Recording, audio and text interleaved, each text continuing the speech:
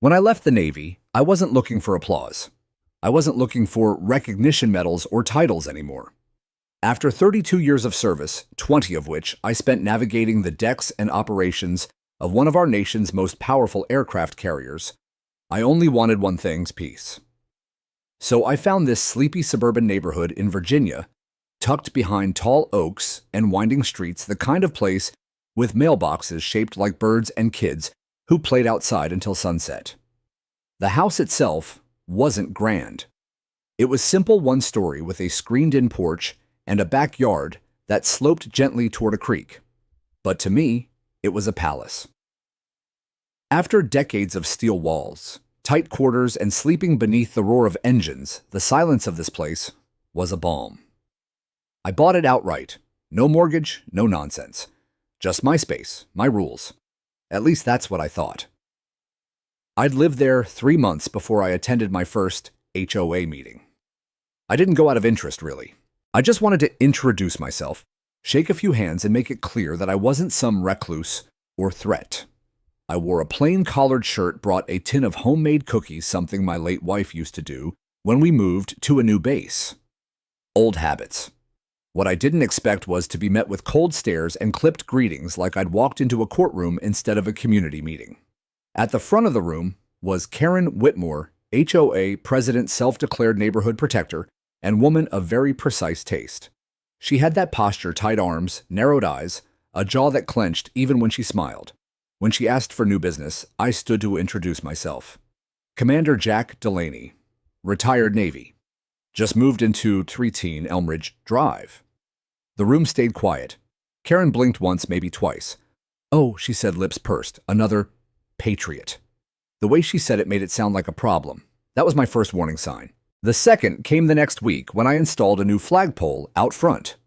Nothing extravagant, just a standard aluminum pole about 15 feet high, flying the American flag during daylight hours. 2 days later, I received a letter from the HOA citing unapproved exterior structures and giving me 10 days to remove it. I chuckled. It wasn't the first time someone underestimated me. I replied with a scanned copy of the community bylaws, highlighting the section that explicitly allowed flagpoles under 20 feet, so long as the flag was appropriately lit or taken down by sunset, which I did religiously.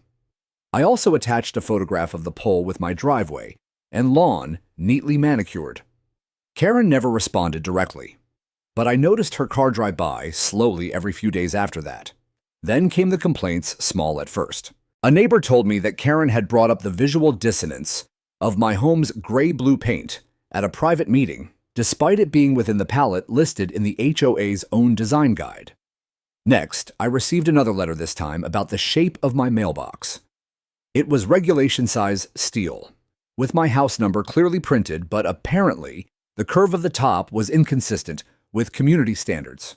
That one made me laugh out loud. I kept the letter and added it to a growing file in my home office. Still, I stayed calm. I had faced worse adversaries in foreign waters, dealt with hurricanes, pirates, and diplomatic crises in international zones. Karen Whitmore didn't scare me. But what finally sparked it all happened on a humid Thursday morning in June. I was in my garage restoring a scale model of the USS Harry S. Truman, the carrier I'd commanded for 5 years. The model was nearly 12 feet long, fitted with meticulous details, tiny jets, radar towers, even catapults. It was a personal project, something I worked on with my grandson whenever he visited. That morning, I was fixing a loose propeller on the starboard side when I heard it. The clicking. It was faint at first, but unmistakable smartphone camera shutters. I looked up to see Karen across the street, standing behind her SUV, phone pointed squarely at my garage. I didn't say anything. I just locked eyes with her for a moment and went back to work. About 15 minutes later, she was gone. I figured that was the end of it. Maybe she'd post something passive-aggressive on the neighborhood Facebook page. Maybe she'd write another letter. But at 2:17 p.m., as I was placing the model back onto its base, I heard the sirens. 2 police cruisers rolled down, the street lights on, but no sirens. They stopped right in front of my driveway. My heart didn't even skip a beat. I wiped my hands, stood up straight, and walked out to meet them. That moment, me, standing calmly at the end of my driveway, the officers getting out, glancing down at their notes. It wasn't new to me. I'd been approached by foreign police forces in unstable regions, had MPs question me on the flight deck during emergencies. But never did I think I'd be approached like this in my own peaceful neighborhood because someone found my garage activities suspicious. One of the officers, Officer Ramirez, was respectful.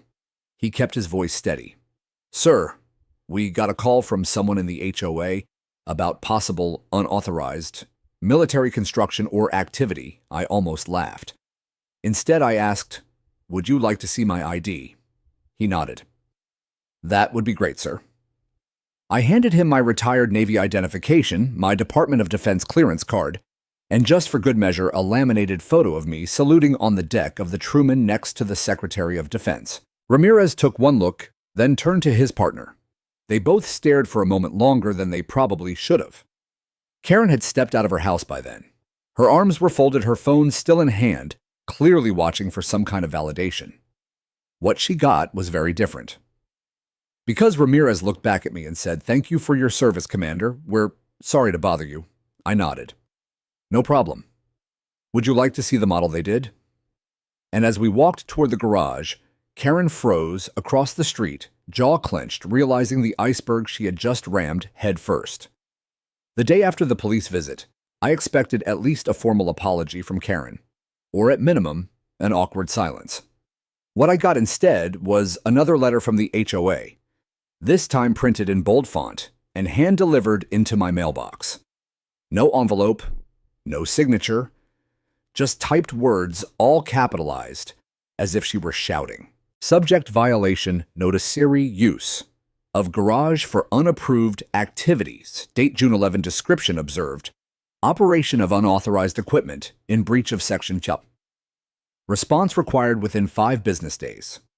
I folded the letter in half and laid it gently on my kitchen counter next to the others. The file was growing.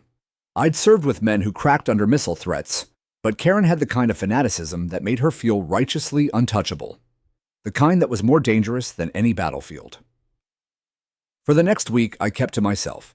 I did my yard work, early kept the model aircraft carrier out of sight, and even skipped the next HOA meeting, though I knew my name would be on their lips like a chewing gum stuck to the bottom of their designer sandals. My neighbors had begun noticing too. An older couple across the street, James and Martha, came over one evening with a peach cobbler and the courage to speak in hushed voices on my porch. "She's been doing this to everyone," Martha said, her voice barely louder than a breeze.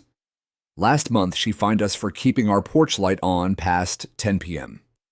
Said it disturbed the nighttime ambiance." James leaned in. "And the year before that, she called animal control on the Sandovals because their golden retriever barked twice in one afternoon." I raised an eyebrow. "Only twice," James said. And she timed it. That peach cobbler didn't last long. More stories trickled in as the days passed. A single mom 3 doors down had her holiday lights forcibly removed for going up 2 days too early. An Iraq vet had his flag lowered by Karen herself when he wasn't home. And an elderly widow had been fined for her front hedge growing half an inch over regulation height. I realized something chilling. Karen wasn't just a nuisance. She was a tyrant in cul-de-sac clothing. What she lacked in real authority, she made up for with legalese-laced letters, intimidation tactics, and an uncanny ability to make every molehill into a mountain range of bureaucracy. She wielded HOA bylaws like blunt weapons, twisting them into whatever form suited her thirst for control. I decided to push back. Not loudly, not with threats, but with precision. The next time I mowed my lawn, I recorded it. Every pass of the mower, every angle of the blade, every slow stop near the driveway edge. I took time-stamped photos. I printed out pages of the HOA landscaping requirements and placed them in a clear binder labeled Lawn Compliance, Commander JD. I even bought a laser distance measurer to verify my mailbox's setback from the curb. She wanted war by paper. I'd survived 27 inspections by naval audit teams. She had no idea what she was up against. A week later, I was trimming a line of shrubs near my fence, brand new shears, quiet electric model gloves, on safety glasses in place when Karen showed up in person. No pretense this time, no smile. "Mr. Delaney," she said, her voice sharp. "We've received another complaint. Several neighbors are concerned about noise and possible violations related to yard tools and motorized equipment outside of authorized hours." I looked at my watch. 3:26 p.m. Authorized hours. I repeated calmly. "According to Section 9 of the HOA guidelines, outdoor tools are permitted between 8 a.m. and 7 p.m., Monday through Saturday." She blinked. I continued. "Furthermore, my tool operates at 54 decibels, well below the community limit of 65. I have a meter reading if you'd like to verify." Her eyes narrowed like I'd slapped her with her own rulebook. "I'm simply trying to maintain the beauty of my property," I added, "as encouraged in Article 1. She opened her mouth, then shut it. For the first time, Karen was speechless. She pivoted on her heel and walked away. No more threats, no passive-aggressive comments, no citations left on my door. But I knew her silence wasn't surrender, it was strategy. The calm before her next escalation. Sure enough, 3 mornings later, I woke up to the sound of a loud conversation in my driveway. 2 HOA board members, Larry Hammond and Susan Park, stood awkwardly near the edge of my lawn. Karen wasn't with them, but her fingerprints were all over it. Larry, a lanky man in his 60s, who always looked like he'd just come back from losing an argument with his tie, cleared his throat. "Jack," he said, "we were wondering if you'd be willing to, perhaps consider keeping some of your projects indoors. You know, just until things calm down." I raised an eyebrow.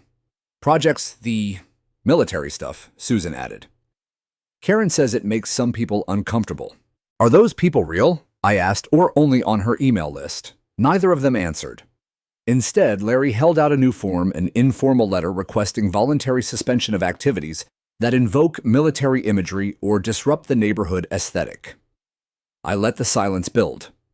Then I stepped back, walked into my garage, and came out holding my Navy retirement flag, the one that had flown over my last ship during the decommissioning ceremony. I unfolded it slowly, placed it in their hands, and said quietly, "This flag flew over 800 sailors under my command. If it makes anyone uncomfortable, that's their burden, not mine." They left without another word. But that moment drew a line in the sand. Karen wasn't just picking fights, she was pushing boundaries, testing how far she could go. I knew from years of command that people like her only understood one language: consequences. So I started documenting everything. Emails, complaints, the HOA charter, a growing list of neighbor stories, and I waited. I waited for her to step too far over that invisible line. She didn't make me wait long.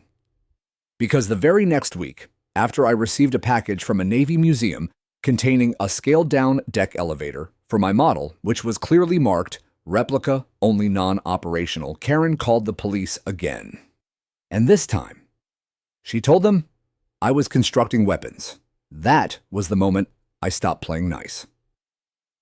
The second time the police rolled into my driveway, I was in the middle of unpacking the replica elevator system, carefully removing foam padding and protective wraps from its fragile gears. The thing barely weighed 15 pounds and looked more like a model train component than anything threatening. But there it was, wrapped in caution orange tape from the museum bearing the tag "For Educational Display Only." I had just placed it beside the main deck structure of the carrier model when I heard the tires crunch the gravel. 2 patrol cars this time, same officers as before, Officer Ramirez and his younger partner, Officer Lee. They didn't seem tense, but there was a weariness in their posture, like they already knew the call was going to be nonsense. And yet they had to investigate it. "Good afternoon," Commander Ramirez greeted, his voice steady, but tinged with something like embarrassment. "Gentlemen," I replied, setting my gloves down on the tool bench. Back again, Officer Lee scratched the back of his neck. "We, received another complaint from the HOA. Something about potential weapons assembly on residential property." I didn't even react. Just stepped to the side and pointed to the neatly labeled museum parcel still half wrapped in foam. "That's a scaled deck elevator from a retired museum exhibit. The Truman's Hangar Deck Lift. I'm restoring it for a veterans education display at the local American Legion." Lee exhaled a quiet breath. Ramirez walked closer, bent over the package, read the tags. Educational display, only, he murmured, nodding. Looks like you've got all the proper documentation. I tapped a laminated certificate I had printed from the museum's logistics team. Paperwork chain of custody, even the shipping approval from Norfolk Naval Historical Archive. That's when Karen appeared again. Like clockwork, she came marching down the sidewalk in her tennis whites clipboard in hand, ponytail bobbing with every indignant step. Are you seriously just going to let this happen? She called out. He's constructing military-grade equipment in a residential garage. Ramirez straightened his body, shifting into something firmer, not aggressive, just assertive. Ma'am, he said, voice clipped, this is not military grade. It's a replica component from a public museum. The commander has verified documentation. No laws are being broken. Karen didn't budge. You're taking his word for it. No, ma'am, Lee said calmly. We're taking the U.S. Navy's and the Smithsonian Certified Museum's word for it. For a split second, her eyes darted to the open garage, trying to find anything she could use to reframe her narrative. But there was nothing. Every inch of my workspace was neat labeled and documented. It looked more like a veterans tribute project than a workshop of any threat. I could see it then, that subtle moment when people realize they've lost control, but their pride won't let them back down. She stood straighter, lifted her chin, and tried another angle. Is he even allowed to conduct public exhibitions from his garage? She demanded. This is a residential zone. I'm not conducting exhibitions, I said, calm as ever. Just restoring a model as a private citizen in my private garage. Karen opened her mouth again, but Ramirez cut her off. Ma'am, I suggest if you have further issues, you take them to civil court.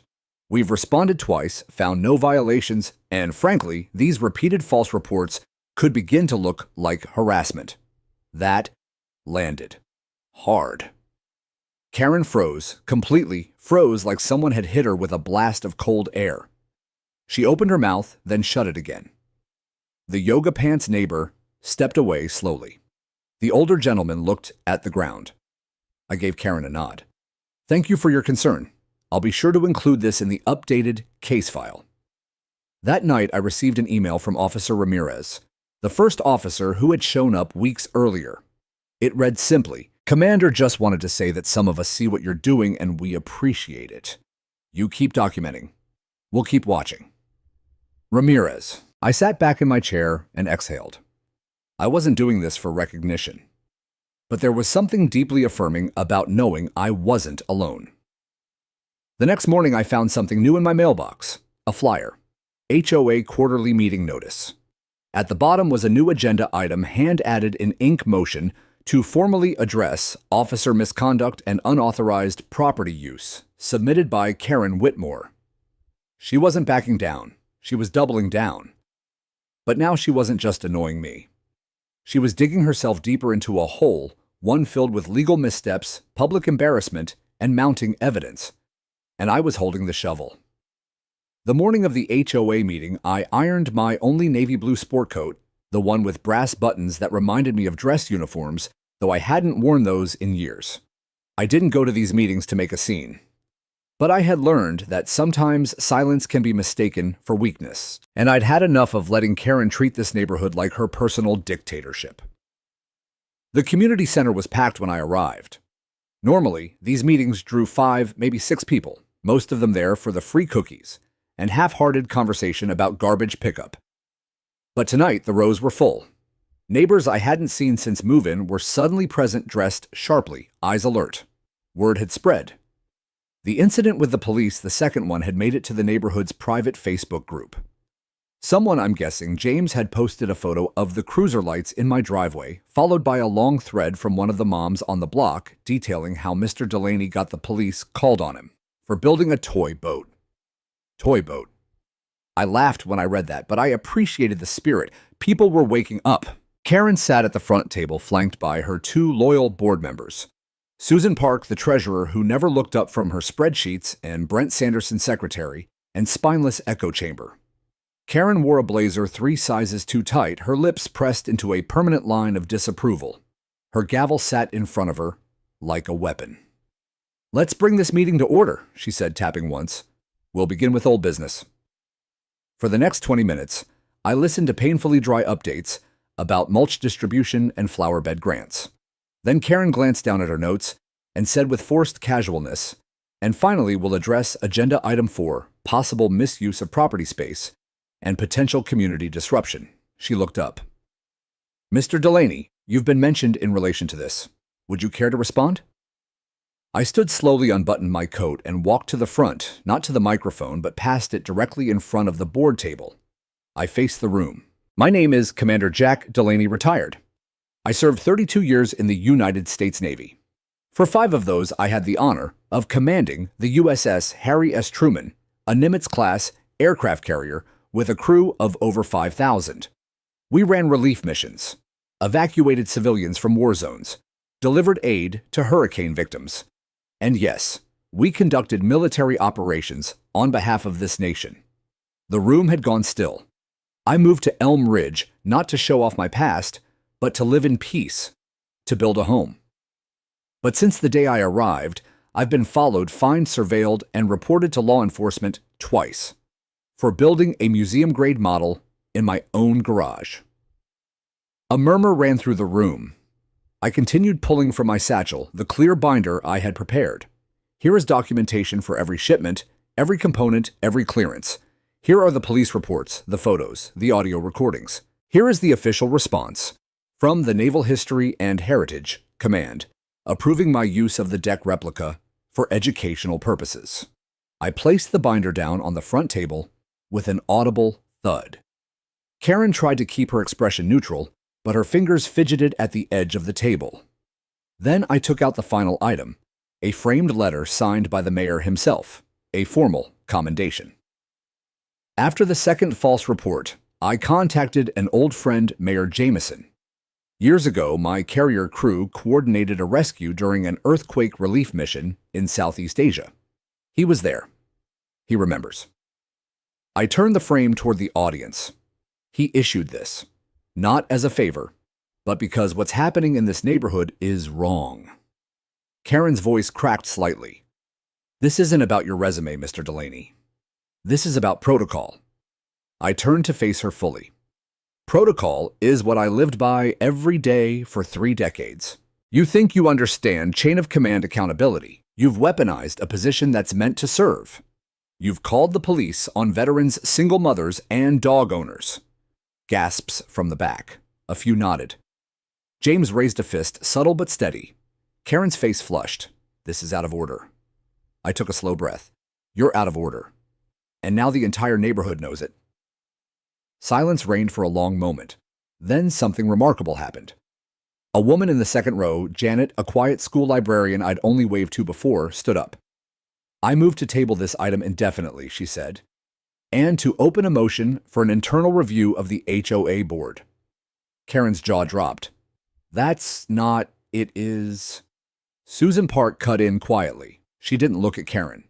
"It's within our bylaws." Brent blinked as if woken from a dream. "Wait, what?" A dozen hands went up. "Seconded," several people said in unison. Karen gavelled furiously. "No, this meeting is adjourned." But it was too late. The room had already shifted. The energy belonged to the residents. Now not the rulebook. I picked up my binder, nodded once to the crowd, and returned to my seat. The meeting broke up in a flurry of whispered conversations, pointed glances, and small groups forming in corners. I didn't say much afterward. Just shook hands, accepted quiet thank you, and walked back home under the gentle flicker of porch lights. When I reached my front door, I turned once more to glance down the block. Karen stood in her driveway, alone, arms folded tight. The clipboard was gone. For the first time since I moved in, I slept with my windows open. The neighborhood had finally taken a breath. The day after the HOA meeting, I thought things might finally settle. Karen had been publicly challenged, the board's authority questioned, and the neighborhood awakened. But what I didn't expect was the knock on my door the next morning. It was still early, before the sun had climbed over the pine trees lining Elm Ridge Drive. I had just poured a mug of coffee when I heard it, a firm, confident knock. Not the tap-tap hesitation of a neighbor. It was the kind of knock that carried weight, like whoever was on the other side knew they had something important to say. When I opened the door, I blinked once, then smiled. "Mayor Jameson," I said, extending my hand. "I wasn't expecting you in person." He returned the handshake with the solid grip of a man who'd been in more disaster zones than city hall meetings. He looked older than I remembered, more gray in the beard, deeper lines around the eyes, but still held himself like someone used to issuing orders when lives were on the line. "Jack," he said with a small nod, "heard you've stirred up a hornet's nest out here." "I didn't start it," I replied, stepping aside. "But I might have kicked it hard enough to wake the hive." He chuckled and walked in. His eyes scanned the room, lingering on the framed commendations on the wall and the display shelf with miniature aircraft I'd collected over decades.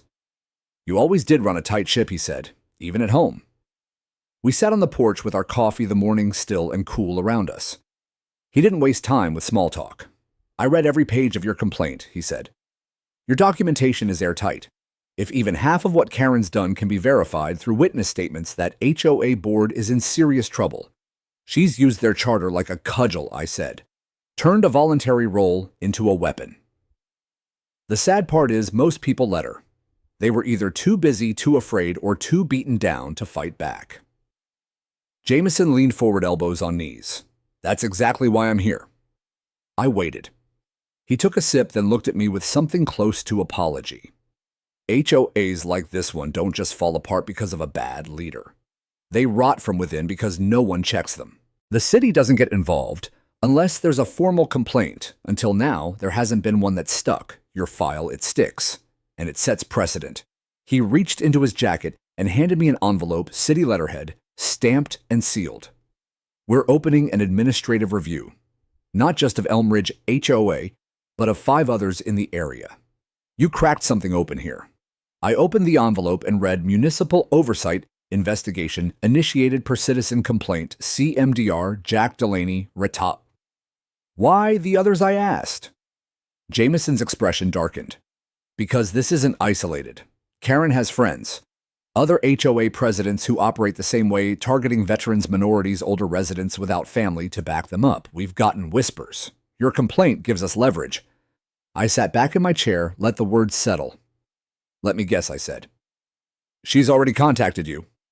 He smiled without humor. "Oh yes. Left a voicemail last night calling your conduct reckless, your presence in the community disruptive, and your model carrier a threat to the visual cohesion of Elm Ridge." Her words. "I'd say she's consistent, at least." Jameson chuckled. "She also demanded I remove you from city advisory boards, which, as you know, you're not even on." She's grasping. "She's drowning," he corrected. "And she's dragging that entire HOA board with her." We finished our coffee in silence, listening to the neighborhood stir, awake sprinklers sputtering on dogs, barking garage doors rising. Jameson stood, buttoned his jacket. "I'll be attending the next HOA meeting," he said, "not as mayor, but as a witness. Your neighbors need to see this is bigger than one bad leader." I walked him out to the curb. "You've got my support always." He paused at his car, looked at me one last time. "Jack," he said, "you spent most of your life defending this country overseas. But sometimes the fight comes home, and it's just as important." After he drove off, I stood for a long moment on the lawn, watching the sunlight spill over the roofs, warm and golden. Something had shifted, not just in the HOA, not just in the legal realm, but in the soul of this street. People were beginning to believe they had the right to peace, to dignity, to a life without the constant shadow of arbitrary power. And Karen, for the first time, she was afraid. Not because I had shouted, not because I had threatened her, but because I had outlasted her, with truth, with patience, and with every last bit of naval discipline I'd carried home with me. By noon, I'd received 4 emails from neighbors, 2 sharing stories of their own HOA run-ins, one offering to testify, and the last one simply saying, "Thank you for standing up. You made us feel like we weren't crazy." Later that afternoon, I returned to my garage. I wiped down the carrier model, adjusted the deck lighting, and started planning the next addition, an animated flight deck crew custom painted by hand. The kind of project I once dreamed of doing now with a new purpose, to teach, to remember, and maybe to inspire. Because the battle wasn't over. But for the first time, it felt like we were winning. The days following the mayor's visit moved with a strange kind of energy, like the neighborhood had exhaled after holding its breath for too long. For the first time since I moved in, I saw people stop mid-walk to wave. Neighbors lingered longer at the mailboxes. There were clusters of quiet conversations at corners, shared glances, even a few tentative smiles. It felt like the spell had broken.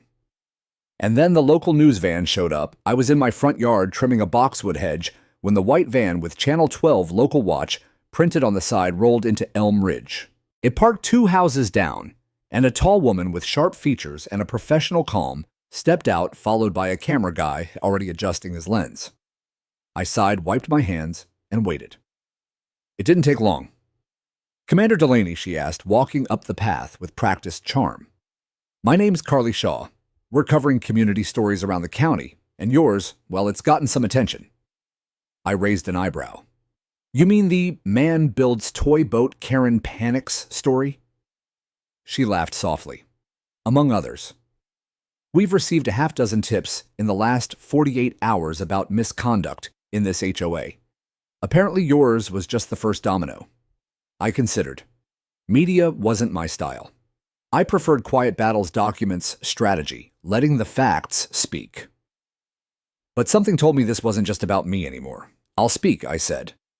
"But no edits, no sensationalism, just the truth." She nodded, and 30 minutes later, I was standing in front of my garage doors, wide open model carrier, visible behind me, answering questions about naval service, community harassment, and what it meant to quietly fight back. The segment aired that same evening. The headline read, "Veteran Harassed by HOA President for Tribute Project Mayor and Neighbors Step In." It went viral within the county by the next morning. Emails poured in. Former service members from neighboring suburbs, teachers, retirees. One message came from a woman who had lived in Elm Ridge 20 years ago. She wrote, "She did the same thing to my father when he planted a small vegetable garden. I always regretted not standing up. Thank you for doing what we didn't." It wasn't just words. The very next HOA meeting tripled in size. Folding chairs spilled into the hallways. Neighbors brought clipboards, highlighted bylaws, and their own documentation. People weren't there to listen anymore. They came ready to speak. Karen was already seated at the front when I arrived. Her face rigid, her voice tight as she called the meeting to order. But the control she once held was visibly slipping. Her motions rushed, her tone brittle. The first blow came from Martha. She stood near the back, held up a packet of papers, and declared in a clear, unwavering voice, "For the record, I've compiled a list of 18 instances where fines were issued without board approval. All signed by Mrs. Whitmore." Karen flushed. "That's a gross mischaracterization. It's notarized," Martha interrupted, "and submitted to the city's review committee. I'm just making sure the community hears it too." A round of claps broke out, not loud but steady, solid. The second blow came from Mr. Patterson, a quiet man who'd never spoken at any meeting before. He stood shoulders trembling and recounted how he'd received 5 violation notices in a single month for alleged trash can mishandling, even though he had photos proving the bins were placed exactly where the rules stated. "It made me feel like I didn't belong in my own home," he said, voice breaking. "And I stayed quiet because I didn't think anyone would care. They cared now." I listened, letting their voices build a wave. It wasn't mine to command anymore. It belonged to the people Karen had silenced. Still, when I rose to speak near the end, the room hushed. Eyes turned toward me, not out of fear, but hope. "I didn't come here looking for a fight," I said. "I came here to retire, to build something with my hands, to live quietly. But peace isn't something we're handed. It's something we protect for each other." I turned to Karen. "This board was meant to serve, not to rule. We trusted you with the power to preserve our community. You used it to preserve control. That ends now." Karen's mouth opened, but nothing came out. She was a soldier, with no troops, a queen without her court. The room had moved on. She just hadn't accepted it yet. That evening, the HOA board received a petition formally signed by more than 60% of the residents calling for a full leadership vote per the HOA charter. The special election would be held in 2 weeks. Karen tried in the days that followed to reclaim the narrative. She posted statements to the community page, accusing certain elements of orchestrating a smear campaign. But the comments beneath each post grew colder, sharper. People asked questions, shared receipts, pasted citations from bylaws Karen had once twisted to silence them. Then came the moment that changed everything. I received an email from an anonymous account. Attached was a PDF. It contained scanned pages of internal HOA communication emails between Karen and a private security consultant discussing how to place cameras strategically to monitor non-compliant homes, particularly those belonging to single-dwellers renters, and this one made my stomach turn residents with visible veteran paraphernalia. There was even a line that read, "Delaney's presence is a threat to social order. He brings a military mentality incompatible with suburban cohesion." I forwarded it directly to the city attorney's office. Within 24 hours, an official statement was issued by the mayor's office confirming that an ethics investigation had been opened against the HOA board for abuse of power, targeted harassment, and unlawful surveillance practices. The tide hadn't just turned. It was washing her out. In the Navy, we had a saying, you never go into open waters without reading the weather. Out here in this quiet little corner of suburbia, the weather wasn't measured in barometric pressure or storm patterns. It was measured in legal documents, council rulings, and public sentiment. And the winds were changing fast. The HOA special election was now less than a week away. Karen's public image was unraveling by the hour, and the leak of her internal emails had confirmed what so many of us already knew in our bones, that this wasn't about community standards. It was about control, plain and simple. But I didn't want her just voted out. I wanted her exposed for what she had become, a petty tyrant who had weaponized technicalities to bully veterans' families and working-class folks into silence. And for that, I needed precision. I needed firepower. Legal firepower. That's when I called an old friend, Commander Miles Barrett, retired JAG officer. We served together during a particularly tense deployment in the Strait of Hormuz. While I was coordinating deck operations, he was fighting battles in briefing rooms and military courtrooms across the globe. We hadn't spoken in 5 years, but he answered on the second ring. "Jack Delaney," he said. "Tell me you finally got into trouble so I can come rescue you for once." I laughed. "Close." "You ever litigate against an HOA? Hell yes," he said. "And I love every minute of it." "What's the situation?" I explained everything. Karen's citations, the false police reports, the internal emails, the HOA's lack of transparency, the city's investigation, and the special election just days away. There was a long pause. Then Miles said, "Send me everything. Tonight, I'll draw up an affidavit and have a cease and desist ready before lunch tomorrow. If you want to go nuclear, Jack, I'll bring the launch codes." So I did.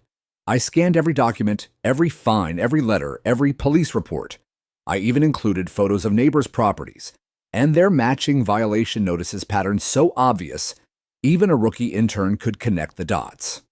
By noon the next day, Miles had filed an official cease and desist on behalf of several residents, including myself, alleging harassment, misuse of HOA funds, and civil rights violations. He also submitted a Freedom of Information Act request to obtain surveillance footage and board communications for the past 2 years. And that's when the real unraveling began. The city clerk's office confirmed that no official meeting minutes had been submitted by the HOA in over 26 months, violating both local ordinances and their own charter. The HOA bank statements, which were required to be publicly accessible upon written request, had never once been shared with the general membership. And when pressed, Karen claimed they had been lost in a system update. Meanwhile, Miles dug deeper and discovered that the HOA had paid over $8,000 in consulting services to a firm owned by Karen's brother-in-law, none of which were approved through resident voting or board consensus. I brought this up at a public forum hosted by the mayor himself. Channel 12 was there along with 3 other news crews from around the region.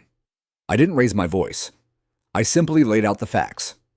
The HOA has fined veterans for flags called police on model ships and spent thousands of dollars without disclosure or consent. And yet we're told this is about community harmony. Let me be clear, harmony built on fear is not harmony at all. It's coercion. The mayor didn't say much that night. He didn't have to. The crowd spoke for itself, rising to their feet in applause. Karen didn't show up, but her lawyer did. The next morning, we received a letter from her counsel attempting to dismiss the allegations as misunderstandings taken out of context, weaponized by disgruntled residents. Miles responded with a 2-line email. Your client's time would be better spent preparing for deposition. We're not interested in semantics. We're interested in accountability. Then came the audit. At the mayor's request, the city assigned an independent auditor to review all HOA financial activity from the past 5 years. Within 72 hours, preliminary findings showed over $18,000 in miscellaneous charges with no supporting invoices. Among the items listed, $900 for conference travel to a wellness resort in Sedona, Arizona, $250. Consulting lunch at a 5-star steakhouse, $100 for community aesthetic improvement, which turned out to be a new garden fountain at Karen's house. The neighborhood was livid. People who had once whispered behind fences were now standing together on porches, speaking openly at mailbox clusters and organizing over group chats that had previously lain dormant. Even those who had remained neutral were now stepping up, penning letters, signing affidavits, demanding reform. The momentum was undeniable. And Karen, she did what cornered people often do. She lashed out. On the eve of the special election, she sent a mass email to every resident in the HOA mailing list, a rambling, unhinged message filled with accusations, self-praise, and conspiracy theories about how certain elements were trying to take over Elm Ridge for their own anarchist agenda. It didn't land the way she hoped. A few people replied, simply asking, "Did you use HOA funds to send this?" Others forwarded the email to the mayor's office. And when it was leaked to the press, Channel 12 ran a segment comparing her tone to that of a desperate regime clinging to power in its final hour. That night, I sat on my porch as the sun set over the rooftops, casting golden light across the street. Martha brought over a pitcher of lemonade. James brought his old radio and played a crackling recording of Sinatra. And across the street for the first time, Karen's windows were dark. No porch light, no clipboard, no car in the driveway. It was quiet, peaceful. The kind of evening I had imagined when I moved here. But I knew tomorrow would be the true test, because tomorrow was the vote. And this time the neighborhood wasn't staying home. Election day arrived like a thunderclap wrapped in sunshine. It was one of those rare mornings in early autumn where the air had just the right bite crisp, but not cold, still tinged with the tail-end warmth of summer. The kind of morning that almost made you forget you were about to walk into a room charged with weeks, no, years of repressed tension, buried fear, and unspoken resentment. But I didn't forget. I woke early, brewed coffee, and ironed a simple white shirt. No blazer this time, no medals, just me showing up like any other neighbor. The community center opened at 8:00 a.m., and by 8:05, the line wrapped around the building. Young couples with toddlers on hips, retirees with clipboards and smiles, veterans in caps with insignias stitched in faded thread. I recognized nearly every face, and I think in some quiet way, they all recognized each other again too. Because for the first time in years, we weren't just residents. We were a community. The voting itself was straightforward, 3 ballots per household, 1 for HOA president, 1 for board restructure approval, and 1 for proposed transparency reforms. Ballots were anonymous, sealed, and counted by an independent moderator appointed by the mayor's office. Karen showed up just before 10. She wore sunglasses and a scarf, as if trying to deflect attention, though it had the opposite effect. People stepped aside not out of fear anymore, but out of frozen politeness.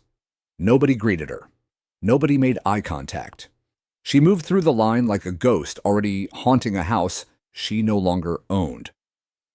I didn't speak to her. She didn't look my way. By noon, over 80% of the neighborhood had voted, an unprecedented turnout.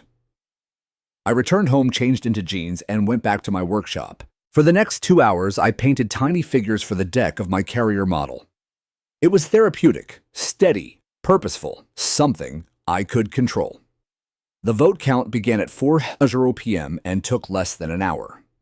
At exactly 5:09 p.m., I received a phone call from Curtis at the city clerk's office. "It's done," he said. 91% in favor of full board removal. 95% for the transparency reforms. Karen lost the presidency by 87%. I didn't cheer. I didn't smile. I just closed my eyes and let the air fill my lungs. That evening, the HOA posted a statement to the community website. Effective immediately, the current board has been dissolved. A transitional committee, overseen by the city, will manage HOA operations until new elections are scheduled. All financial activity from the past 5 years will be subject to public audit. There was no signature from Karen, because Karen was gone. She left the neighborhood 2 days later. A moving van appeared before dawn, followed by a black SUV. She didn't say goodbye. No one helped her pack. She disappeared as quickly as she had controlled, like a cloud lifting after a long, oppressive storm.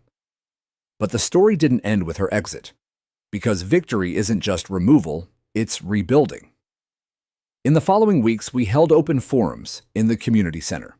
We invited every resident to speak, whether they had lived here for 30 years or 3 months. We rewrote the bylaws with clarity, fairness, and checks on board power. We created a rotating advisory panel that included renters, seniors, veterans, and even teenagers, with a vote on aesthetic guidelines. And yes, I was asked to serve on the Interim Reform Council. I hesitated at first. But then, I thought about that first letter Karen sent me, folded and bold-typed and unsigned. I thought about the dog fines, the flag removals, the women in tears after being told their gardens disrupted neighborhood unity. I thought about all the people who had sat silent for too long. And I said yes. My first act was simple. We approved a Heritage Yard Display Clause 1 that protected military memorials, educational exhibits, and cultural heritage decorations year-round without board override. The second, we voted to rename the community garden Unity Grove. James and Martha now run it every Saturday morning. As for me, I finally finished the USS Truman model. She sits in a glass case in the front hall of the local American Legion post, surrounded by small plaques, each one bearing the names of neighbors who contributed, some with stories, others with hands. At the dedication ceremony, the mayor stood next to me and said, "Sometimes leadership isn't about standing in front, it's about refusing to step back." But I knew better. Leadership, I'd learned, was about standing with people who thought they had no voice, and helping them speak louder than fear. As the ceremony wrapped up, a teenage boy approached. He lived 3 houses down, quiet kid, always skateboarding in the afternoons. He looked at the model ship, then at me. "You really commanded one of those?" he asked. I smiled. "Yeah, for a long time." His eyes lit up. "That's so cool." He turned to walk away but stopped. "Thanks for not letting her win," he said. My mom said she used to cry after those letters. We didn't know what to do. I didn't have an answer, so I just nodded. Because that, more than the vote, more than the headlines, more than the plaque on the wall, that was justice. The quiet kind, the kind that heals. The seasons began to change again, leaves fading to gold school buses, resuming their rumble through Elm Ridge, and evening porch lights flickering on, not in paranoia, but peace. There was a noticeable stillness in the neighborhood now, not the tense kind that had settled under Karen's rule, but the kind that signaled balance had returned. The kind of silence that comes after a storm, when everything is washed clean and you finally hear the birds again. I'd walk in the early mornings, just like I used to on the flight deck before sunrise. Only now I wore sneakers instead of steel-toe boots. Neighbors waved. Kids nodded respectfully, some still too shy to say hello, but their glances held curiosity, now not fear. One young boy, maybe 10, left a tiny origami ship on my porch one morning with a note, "For your fleet, sir." It stayed on my mantle. The HOA Reform Council met every other week in the community center, not under fluorescent lights with frowning faces, but with coffee laughter and open discussion. We weren't perfect. Disagreements still happened, of course. But now they were civil. People spoke, others listened, and decisions were made together. The transparency reforms passed without resistance. We created a public portal for all HOA finances, implemented term limits, and mandated community votes for any budget above 500. Simple changes, but profound ones.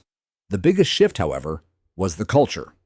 People began putting up decorations again, flags, wind chimes, little garden gnomes that would have earned them Karen's wrath a year ago. James and Martha's porch now had an entire miniature train village circling a flower bed, and no one wrote a single complaint letter. I still remember the first community potluck after the election.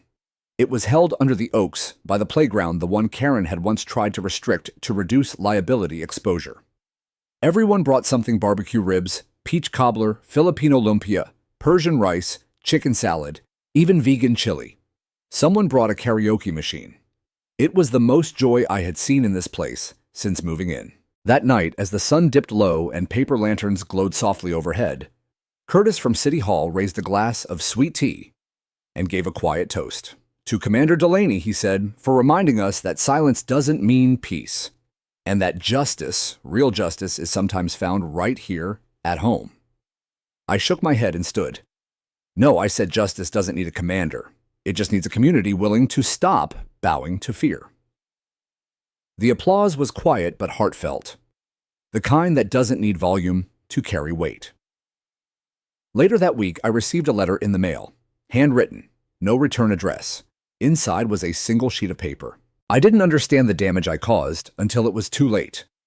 I thought I was protecting the neighborhood, but in truth, I was trying to control it. You didn't destroy me. You saved me from becoming something worse. KW. I folded the letter once and slipped it into the back of my binder. Not as a trophy, just as a reminder. Sometimes even those who hurt us the most are carrying wounds they never learned to name. Karen moved to a quieter community on the edge of town. Word was she took up painting. I don't know if she ever spoke of Elm Ridge again, and I'm not sure I need her to, because the real legacy wasn't hers. It belonged to the young couple who now hosts movie nights on their driveway, projecting Pixar films on a bedsheet for the neighborhood kids. To the elderly woman who no longer hides her garden behind hedges. To the veterans who now hold monthly meetups without fear of being reported for unauthorized gatherings. And to every neighbor who once whispered but now speaks. As for me, I still build, not just models anymore, but bridges between people, between stories, between what was and what could be. Last month, I was asked to speak at the local high school civics class. The teacher, a woman named Angela, said her students had watched the news segment and wanted to meet the guy who stood up to the HOA. I told them I wasn't brave, just tired. Tired of watching good people get stepped on because they thought rules were always right, because they mistook silence for strength. But you were a commander, one student said. That must have helped. I smiled. Yes, but not in the way you think. And I told them what leadership really meant. Not shouting, not orders, not power. But knowing when to stand still while the storm raged, and when to walk forward anyway. And maybe, just maybe, reminding others they could do the same. When I got home that afternoon, a small envelope was waiting in the mailbox. Inside was a Polaroid. It showed 3 kids gathered around the model of the USS Truman at the American Legion Hall. One of them, freckled, grinning, was pointing to the tiny flight deck crew I'd painted. Scrawled on the back in messy child handwriting were 3 words, "Your ship sails." I stood on my porch a long time after that, watching the sunset settle over Elm Ridge. The houses glowed in warm orange light, quiet and content. No patrol cars, no fines. Just laughter, echoing down the street. And for the first time since I'd hung up my uniform, I felt something deeper than pride. I felt home.